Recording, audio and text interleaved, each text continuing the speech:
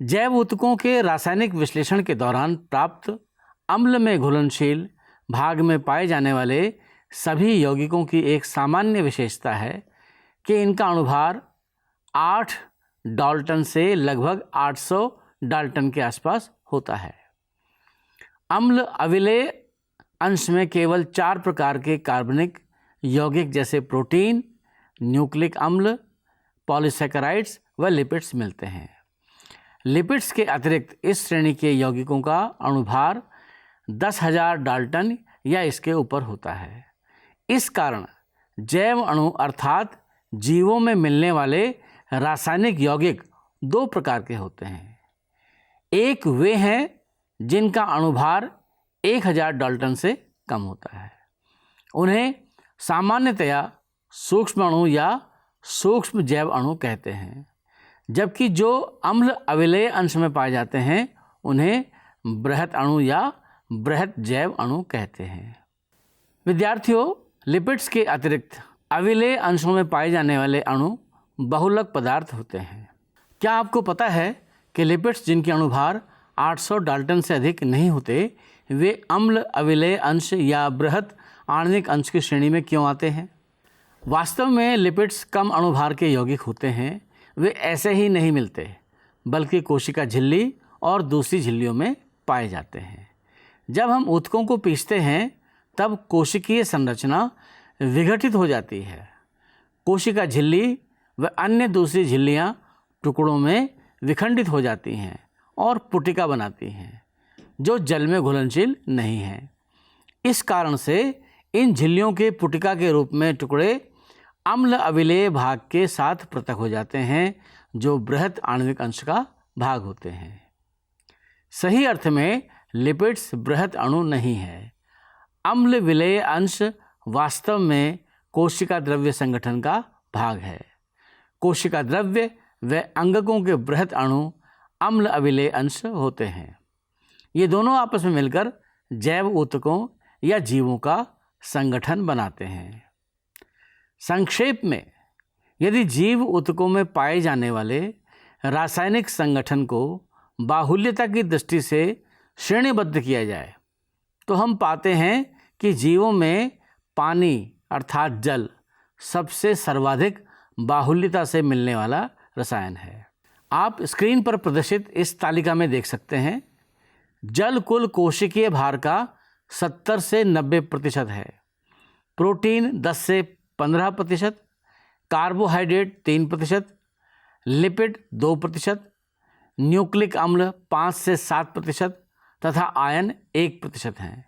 इस प्रकार हम देखते हैं कि जीव में सर्वाधिक प्रचुर रसायन जल है। एक अत्यंत महत्वपूर्ण संरचनात्मक व कार्यात्मक जैव अणु प्रोटीन है। प्रोटीन पॉलीपेप्टाइड होते हैं। ये अमीनो अम्ल की रेखीय श्रृंखला होती है जो पेप्टाइड बंधों से जुड़ी होती है। प्रत्येक प्रोटीन अमीनो अम्ल का बहुलक है। अमीनो अम्ल 20 प्रकार के होते हैं, जैसे alanine, cysteine, proline, tryptophan, lysine आदि। आप देखिए स्क्रीन पर ग्लाइसिन, एलेनिन तथा सेरीन के चित्र प्रदर्शित किए गए हैं। प्रोटीन समबहुलक नहीं है, बल्कि विषम बहुलक होते हैं। एक समबहुलक एक एकलक की कई बार आवृत्ति के कारण बनता है। अमीनो अम्ल के बारे में ये जानकारी अत्यंत महत्वपूर्ण है कि कुछ अमीनो अम्ल स्वास्थ्य के लिए अत्यंत आवश्यक होते हैं और इनकी आपूर्ति खाद्य पदार्थों के द्वारा होती है। इस प्रकार हम देखते हैं कि आहार की प्रोटीन इन आवश्यक अमीनो अम्ल की स्रोत होती है। इस प्रकार से अमीनो अम्ल अनिवार्य या अनअनिवार्य हो सकते हैं। अनअनिवार्य अमीनो अम्ल वे होते हैं जो हमारे शरीर में बनते हैं, जबकि हम अनिवार्य अमीनो अम्ल को आपूर्ति अपने खाद्य पदार्थ से करते हैं। प्रोटीन जीवों में बहुत सारे कार्य करते हैं। इनमें कुछ पोषकों के कोशिका झिल्ली से होकर अभिगमन करने के तथा कुछ संक्रामक जीवों से बचाने में सहायक होते हैं और कुछ प्रोटीन एंजाइम के रूप में भी पाए जाते हैं। आप स्क्रीन पर प्रदर्शित तालिका में कुछ प्रोटीन के कार्य देख सकते हैं। कोलेजन एक अंतरकोशिकीय भरण पदार्थ है। ट्रिप्सिन एक एंजाइम है। इंसुलिन एक हार्मोन है। प्रतिजीव संक्रमण से लड़ता है। प्रतिजीव अर्थात एंटीबायोटिक, ये संक्रमण से लड़ता है। ग्राही विभिन्न संवेदी ग्रहण के कार्य जैसे सूंघना, स्वाद आदि का कार्य करता है। GLUT4 प्रोटीन ग्लूकोज का कोशिका में परिवहन का कार्य करता है। प्राणी जगत में सर्वाधिक प्रचुरता में मिलने वाला प्रोटीन कोलेजन है तथा संपूर्ण जैवमंडल में सर्वाधिक प्रचुरता से मिलने वाला प्रोटीन रूबिस्को नामक एंजाइम है। ये दोनों आप अवश्य याद रखें, परीक्षा की दृष्टि से अत्यंत महत्वपूर्ण है। अम्ल अविलेय भाग में दूसरे श्रेणी के बृहद अणुओं की तरह पॉलीसैकेराइड्स अर्थात कार्बोहाइड्रेट्स भी पाए जाते हैं। ये कार्बोहाइड्रेट या पॉलीसैकेराइड्स शर्करा की लंबी श्रृंखला होती है। यह श्रृंखला सूत की तरह, कपास के रेशे की तरह विभिन्न प्रकार के एकल सैकेराइड से मिलकर बने होते हैं। उदाहरण के लिए सेलुलोज एक बहुलक पॉलीसैकेराइड होता है जो एक प्रकार के मोनोसैकेराइड जैसे ग्लूकोज का बना होता है। सेलुलोज एक समबहुलक है। इसका एक परिवर्तक रूप स्टार्च है या मंड है। यह सेलुलोज से भिन्न होता है, लेकिन यह पादप ऊतकों में ऊर्जा भंडार के रूप में मिलता है।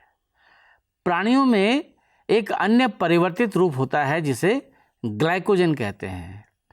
इनुलिन फ्रैक्टोज का बहुलक है। स्क्रीन पर देखिए, एक पॉलीसैकेराइड श्रृंखला जैसे ग्लाइकोजन का दाहिना सिरा अपचायक व बायां सिरा अनअपचायक कहलाता है। ये शाखा युक्त होती है जो स्क्रीन पर दिखाए गए व्यंग्य चित्र अर्थात कार्टून जैसी दिखाई देती है। कार्बोहाइड्रेट्स के एक रूप मंड में द्वितीय कुंडलीदार संरचना मिलती है।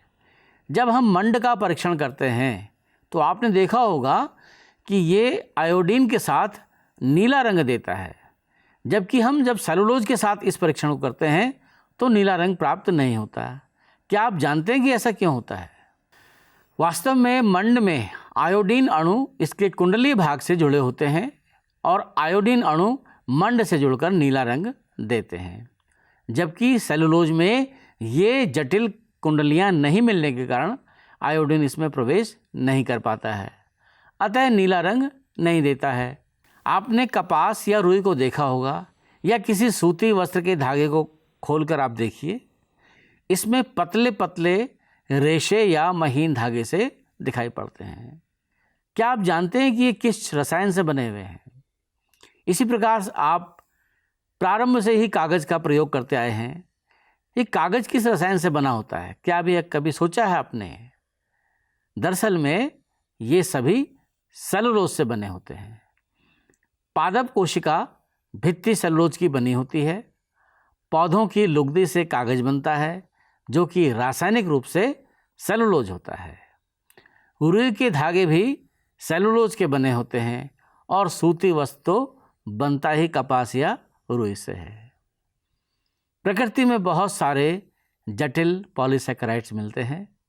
ये अमीनो शर्करा व रासायनिक रूप से परिवर्तित शर्करा जैसे ग्लूकोसामीन, एन-एसिटाइल ग्लूकोसामीन आदि से मिलकर बने होते हैं।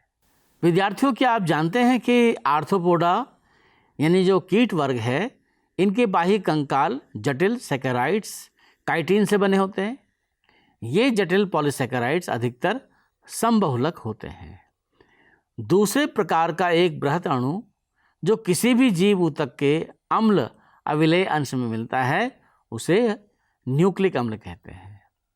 ये न्यूक्लिक अम्ल पॉलीन्यूक्लियोटाइड्स होते हैं।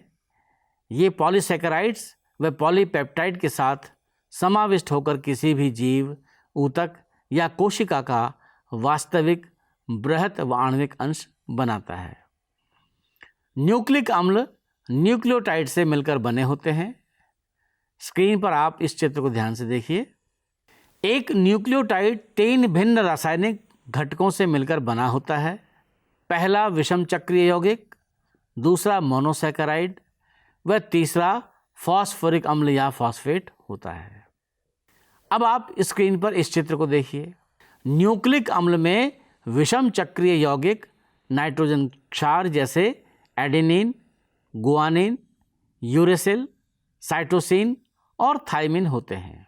एडेनिन व गुआनिन प्रतिस्थापित प्यूरिन हैं तथा यूरेसिल, साइटोसिन और थाइमिन प्रतिस्थापित पिरिमिडीन हैं। इन विषम चक्रीय वलय को क्रमशः प्यूरिन व पिरिमिडीन कहते हैं।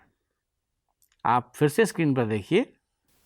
पॉलीन्यूक्लियोटाइड में मिलने वाली शर्करा या तो राइबोज अर्थात मोनोसैकेराइड पेंटोज होती है या डीऑक्सीराइबोज होती है। जिस न्यूक्लिक अम्ल में डीऑक्सीराइबोज मिलता है उसे डीऑक्सीराइबो न्यूक्लिक अम्ल अर्थात डीएनए कहते हैं, और जिसमें राइबोज मिलता है उसे हम राइबो न्यूक्लिक अम्ल या आरएनए कहते हैं।